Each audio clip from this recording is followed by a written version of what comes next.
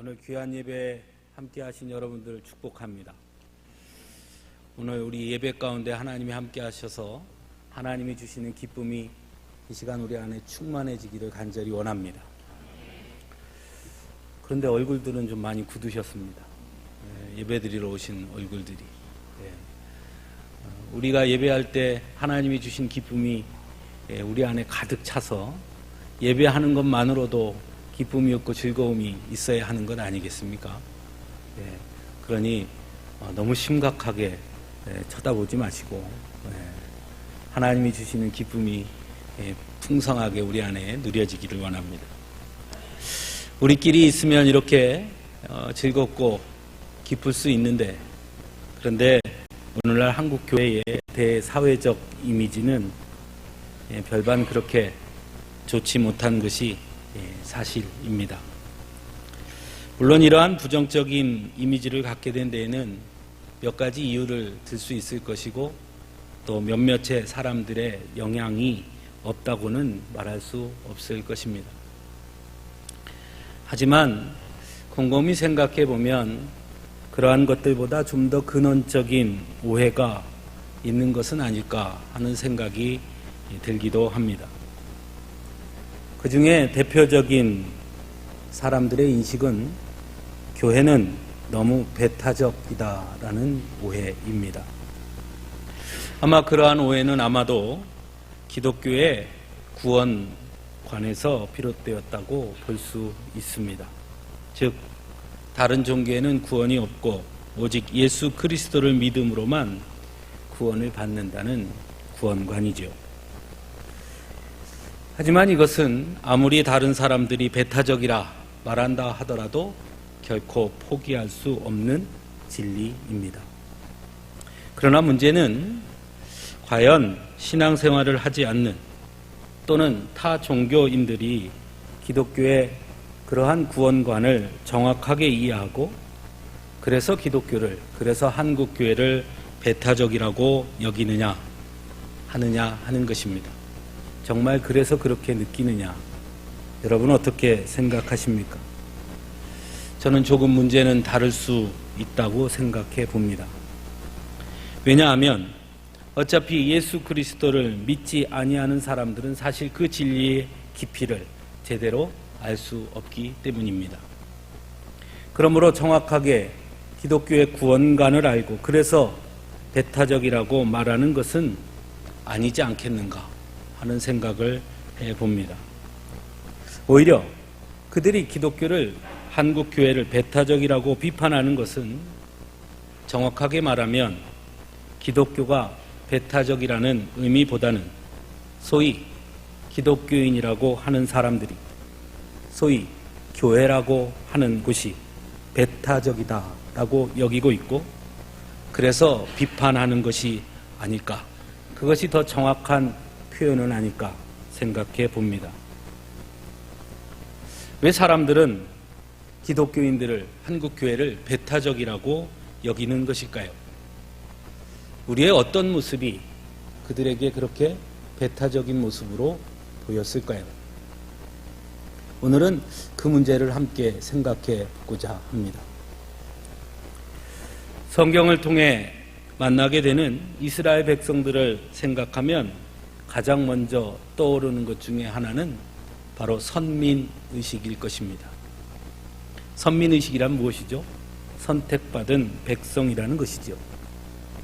이스라엘 백성들은 항상 자신들이 하나님께 선택받은 백성이라는 자부심을 가지고 있었습니다.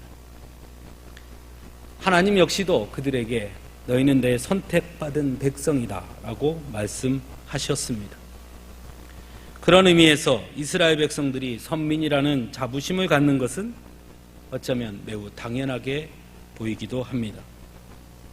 그리고 그래서 그들은 자신들이 매우 특별하다고 여겼습니다. 하지만 생각해 봐야 할 것은 선민, 즉 하나님이 그들이 특별해서 선택한 것이냐, 아니면 하나님이 선택하셨으므로 그들이 특별해진 것이냐 하는 문제입니다. 이스라엘 백성들이 다른 민족들보다 더 특별해서 그들을 택하셨느냐? 아니면 하나님이 그들을 택하셨기 때문에 그들이 특별해진 것이냐? 여러분 어떻게 생각하십니까? 성경이 우리에게 가르쳐 주는 대답은 분명합니다.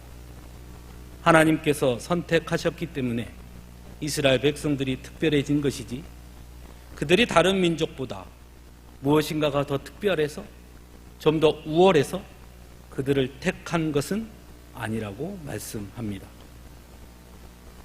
우리가 잘 아는 대로 이스라엘 백성의 시작은 아브라함부터라고 할 수 있습니다.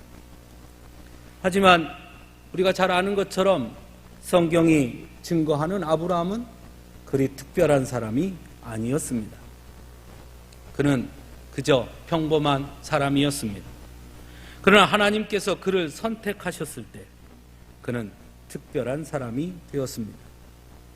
하나님의 선택에 그가 순종하였으므로 그는 특별한 사람, 믿음의 조상이 된 것입니다. 또한 이스라엘이라는 이름은 사실 야곱으로부터 시작되었죠. 그런데 야곱 또한 그리 특별한 사람은 아니었습니다. 오히려 도덕적으로 다른 사람보다 뛰어나거나 특별한 능력을 갖춘 사람이 아니었습니다. 어떻게 보면 세상적으로는 비난받을 수 있는 소지가 다분한 사람이었습니다. 하지만 그는 특별한 사람이 되었습니다. 왜냐하면 하나님께서 그를 택하셨고 택한 야곱과 함께 하나님이 하셨기 때문이었습니다. 이스라엘 백성 또한 마찬가지라는 것이죠. 특별해서 선택받은 것이 아니라 하나님께서 그들을 하나님의 백성으로 택하셨기에 특별한 백성이 되었다라는 것입니다. 하지만 이스라엘 백성들은 그 사실을 잘못 인지했습니다. 물론 처음부터는 아니었는지 모르지만 시간이 지나면서 하나님의 특별한 은혜를 경험하면서 마치 자신들이 특별해서 하나님께 선택받았다고 생각했던 것입니다.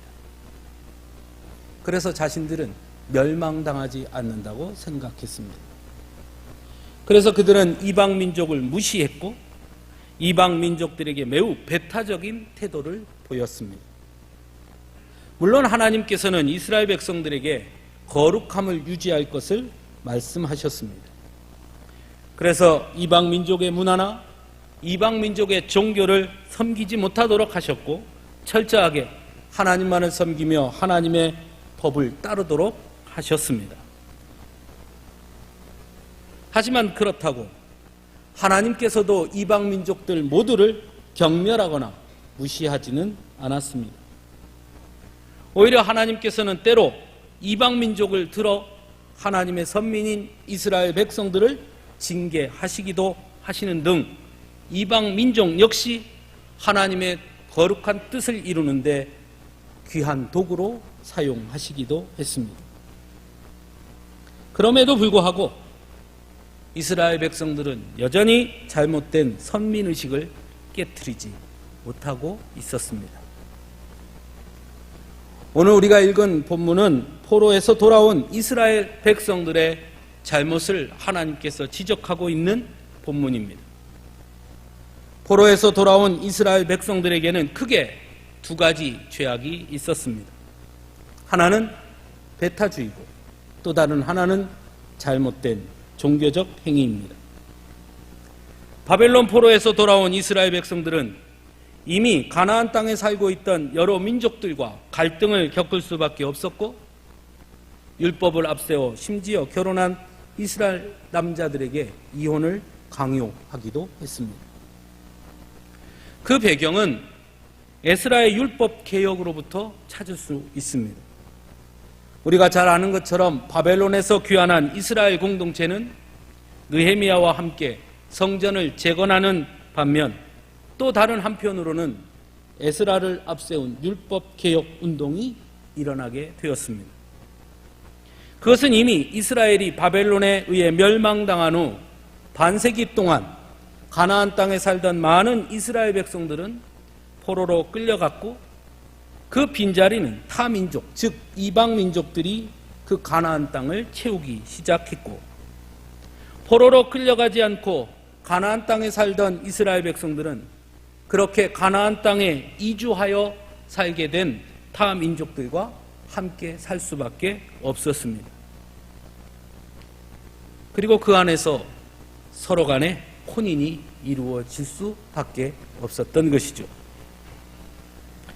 그리고 포로에서 귀환한 이스라엘 백성들과 에스라는 이스라엘의 선민을 내세우며 이방 여인과 결혼한 이스라엘 사람들은 이혼해야 한다고 요구했습니다. 그것은 곧 이스라엘의 거룩성을 회복하기 위해 매우 중요한 시도였고 개혁이었으면 틀림이 없습니다. 하지만 이러한 시도에는 부작용이 나타나기도 했습니다. 바로 함께 살고 있던 이방 민족과의 갈등이 심화되었고, 함께 살고 있던 이방 민족이 소외되는 일이 발생하게 된 것입니다. 배타주의가 극심하게 나타나게 된 것입니다.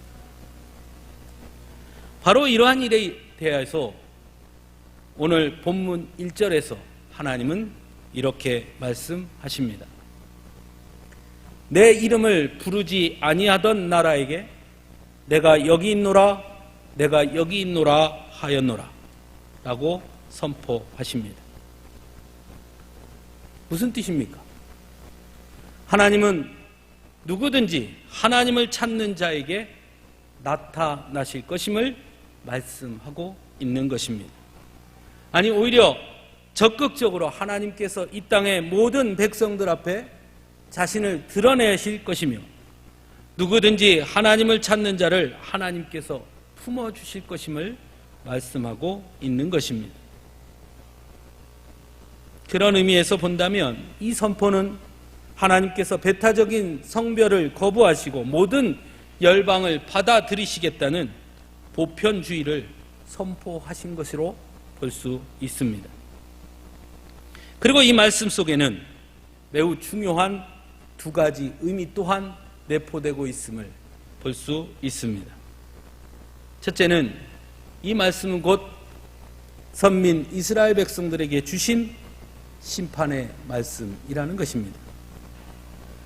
이스라엘 백성들은 자신들이 선민이라고 말하면서도 성전을 재건한 후에 구약성경 말라기서에 의하면 제사장들은 희생제물로 드릴 짐승들은 흠이 없어야 한다는 규례를 너무 쉽게 무시했고, 성소에 11조를 바치는 일에 속임수를 썼으며 하나님에 대한 예배와 하나님을 경외하는 일을 등한시하였고, 안식일을 지키는 일도 엄격하게 준수하지 않는 등 하나님을 만홀히 여겼고, 너무 쉽게 이혼을 허락하였고, 심지어 다른 이들에게는 이혼을 강요하면서도 제사장 가문들 안에도 이방 여인들과 결혼을 하는 일도 많이 있었음을 볼 수 있습니다.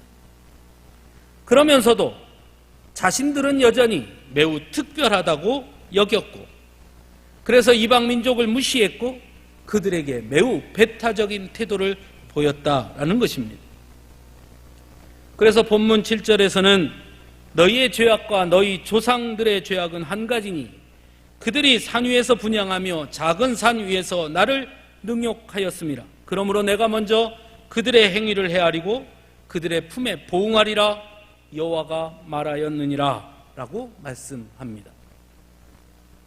자신들의 특별함의 근원이 어디에 있는지 알지 못한 채 그저 자신들은 특별함만을 내세웠던 이스라엘 백성들에게 이스라엘 백성들의 특별함은 곧 하나님의 선택에 있으며 그 특별함을 유지하기 위해서는 무엇보다 거룩함을 갖추어야 한다는 것을 말씀하고 있는 것입니다.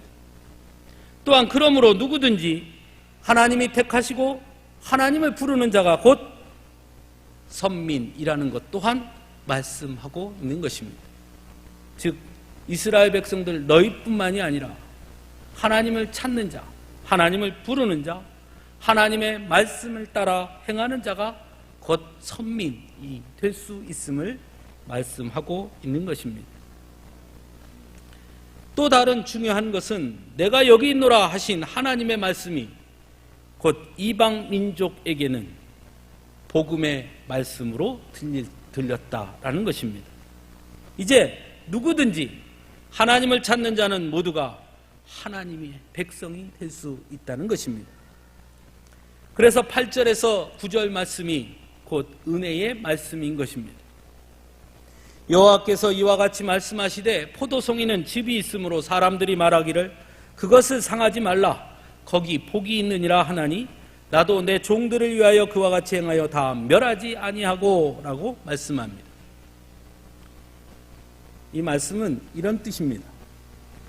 즉 가치가 없어서 상품 가치가 없어서 버려지는 포도송이로부터 그래도 그것 모아서 거기에서 포도즙은 만들 수 있으니 그것 버리지 말도록 하는 것처럼 비록 이스라엘 백성들이 죄 가운데 있을지라도 그들을 멸하지 아니하시겠고 비록 이방 민족이 지금까지는 하나님을 잘 알지 못했더라도 그들이 하나님을 찾으면 그들을 향해서도 긍휼을 베풀어 주실 것임을 말씀하고 있는 것입니다. 이러한 가르침은 바벨론 포로기부터 시작하여 구약시대를 지난 후 신약시대에 들어서면서 더더욱 확실하게 나타나는 것을 볼 수 있습니다.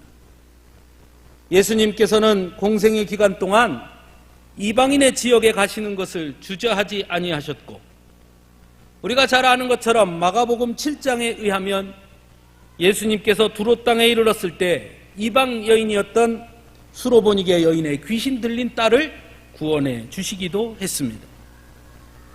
또한 마지막으로 제자들에게 주신 사명의 말씀에서도 예루살렘과 온 유다와 사마리아와 땅끝까지 이르러 내 증인이 되라 라고 말씀하심으로써 더 이상 이스라엘 백성들만을 구원하시는 하나님이 아니라는 것을 분명하게 말씀하셨습니다. 사도 바울은 또한 스스로를 이방인의 사도라고 말하면서 유대인이나 헬라인이나 그리스도 안에서 모두가 한 형제임을 분명하게 선언하기도 했습니다. 이처럼 하나님은 더 이상 어느 민족만의 하나님이 아니며 하나님의 구원 역시 어느 누구만의 소유물이 아님을 성경은 우리에게 분명하게 가르쳐주고 있다는 것입니다. 그런데 문제는 오늘날 한국교회 성도들의 모습 속에는 여전히 구약의 이스라엘 백성들의 잘못된 선민의식이 존재하는 것처럼 보인다는 것입니다. 즉 우리가 특별해서 구원받았다고 생각하는 것입니다. 그리고 한 발 더 나아가 마치 구원이 우리만의 전유물인 것처럼 여길 때도 있다는 것입니다. 그래서 하나님을 알지 못하는 이들에 대해 매우 배타적인 태도를 보인다는 것입니다. 어떤 경우에는 그래서 타 종교인에 대해 매우 공격적인 태도를 보이거나 또한 믿지 않는 사람들에 대해 무시하는 태도를 보일 때가 있다는 것입니다. 그러다 보니 그들의 눈에는 한국교회 성도들은 매우 배타적으로 보일 수밖에 없는 것이지요. 하지만 분명히 알아야 할 것은 우리가 잘나서 성도가 된 것은 아니라는 것입니다. 하나님께서 우리를 사랑하시고 우리에게 긍휼을 베푸셔서 우리를 택하여 주셨고 우리를 택하여 주셨으므로 성도가 되었고 성도가 되었으므로 우리는 특별한 자가 된 것입니다. 또한 구원은 결코 우리만의 전유물이 아닙니다. 하나님께서 우리를 구원해 주신 것은 먼저 구원받은 우리가 여전히 죄 가운데 살며 구원의 은총을 누리지 못한 이들에게 구원의 복음을 전하도록 하기 위해서 우리를 먼저 구원해 주셨다는 것을 잊어서도 안 되는 것입니다. 많은 사람들이 배타적이라는 것과 거룩함을 혼동하는 경우가 있습니다. 거룩함을 유지하는 것과 배타적인 것은 다른 것입니다. 하나님은 이스라엘 백성들에게 거룩함을 지니라고 말씀하셨고, 오늘날 우리 성도들에게도 거룩한 성도, 성도가 곧 거룩한 무리라는 뜻 아닙니까? 분명하게 말씀하셨습니다. 거룩함은 하나님 앞에 내가 어떻게 서 있는가의 문제가 바로 거룩함인 것입니다. 거룩함이 다른 사람들과의 구별됨이 아닙니다. 그런데 자꾸 거룩함을 다른 사람들과의 구별됨으로 오해한다는 것입니다. 그리고 그것으로 스스로 우월감을 얻으려 하고 특별하다는 것을 누리려 한다는 것입니다. 성경은 분명 우리에게 거룩함을 말씀합니다. 즉 하나님을 알지 못하는 이들과는 삶의 모습이, 삶의 목적이, 삶의 방식과 가치가 달라야 한다는 것입니다. 보이는 세상의 것을 쫓아가는 것이 아니라 적어도 성도라면 비록 눈에 보이지 않지만 하나님의 나라를 바라보며 살아야 한다는 것입니다. 그래서 거룩함은 나를 항상 하나님 앞에 세울 수 있을 때 세워지는 것이고 이루어 가는 것입니다. 하지만 그렇다고 배타적이어야 한다고 말씀하지는 않습니다. 오히려 진정한 거룩함이 있다면 오히려 더 포용하고 관용할 수 있어야 한다고 말씀합니다. 예수님은 선한 사마리아 비유를 통해 분명하게 말씀합니다. 진정한 이웃이 누구이냐? 진정한 하나님의 백성이 누구이냐? 거룩한 하나님의 자녀는 곧 좋은 이웃이 되어야 한다고 말씀합니다. 강도당한 자가 이방인이냐 유대인이냐 그것을 보는 것이 아니라 어려움을 당한 강도당한 자로 보고 나의 도움이 필요한 자로 볼 수 있어야 하는 것입니다. 그래서 조건 없이 사랑을 베풀 수 있어야 한다는 것입니다. 그것이 거룩한 자의 마땅한 모습이 되어야 하는 것입니다. 어떤 분들은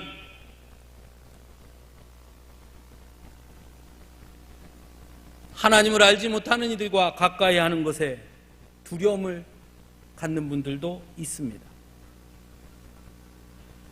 어떤 분들은 배타성을 버리는 것에 대해 매우 큰 두려움을 갖고 있는 분도 있습니다. 사랑하는 성도 여러분, 복음은 그렇게 나약하지 않습니다.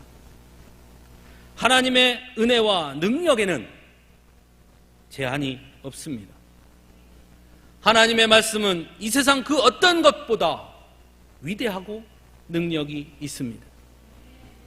살았고 운동력이 있어 좌우에 날선 어떤 검보다도 예리해서 혼과 영과 및 관절과 골수를 찔러 쪼개기까지 하고 마음의 생각과 뜻을 판단하시고 하나님의 말씀 앞에 서면 지으신 것이 하나도 그 앞에 나타나지 않음이 없고 우리의 결산을 받으실 이의 눈앞에 만물이 벌거벗은 것 같이 드러나게 하는 것이 곧 하나님의 말씀입니다.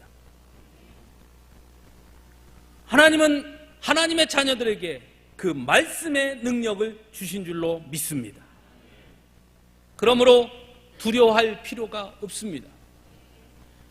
복음은 인종의 장벽도, 지역의 장벽도, 계층의 장벽도 모두 깨트리는 것입니다. 복음이 가는 곳에는 그 어떤 것도 가로막을 수가 없습니다. 그 복음의 능력이 우리에게 있음을 기억할 수 있기를 간절히 바랍니다.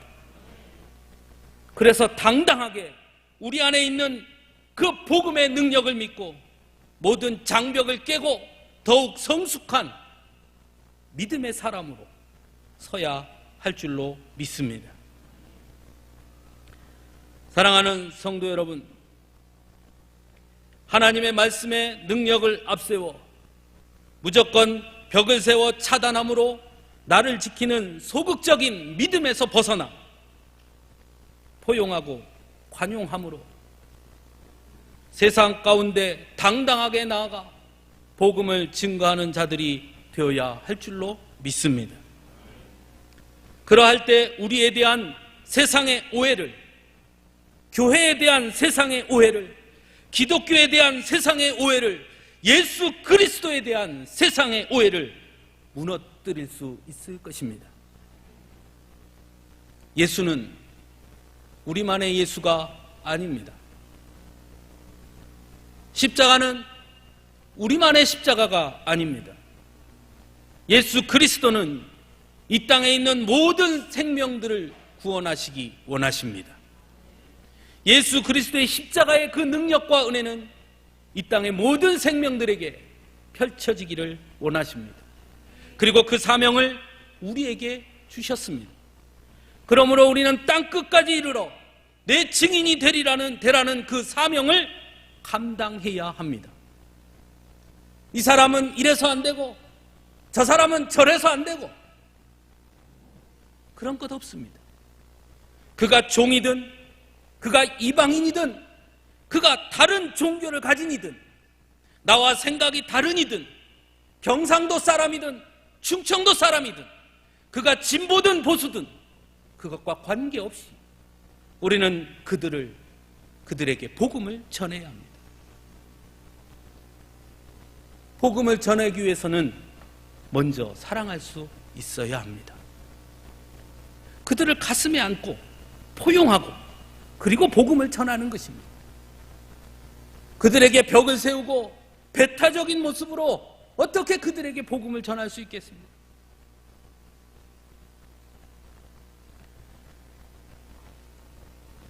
복음의 능력을 믿고 하나님의 은혜와 사랑과 능력을 의지하고 하나님께서 우리에게 주신 사명을 기억하고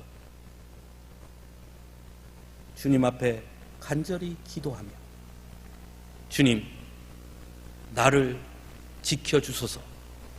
주님, 나를 붙잡아 주소서. 혹 내가 복음을 전하다가 내가 먼저 넘어질까 두렵사오니 주여, 나를 강하게 붙잡아 주소서. 사도 바울이 그렇게 기도했습니다. 우리도 그렇게 기도하며 복음을 전해야 하지 않겠습니까? 사랑의 마음으로 다가가서 말입니다. 사랑하는 성도 여러분, 두려워하지 마십시오. 무서워하지 마십시오. 하나님은 우리를 통해 일하시기 원하십니다. 함께 기도하겠습니다.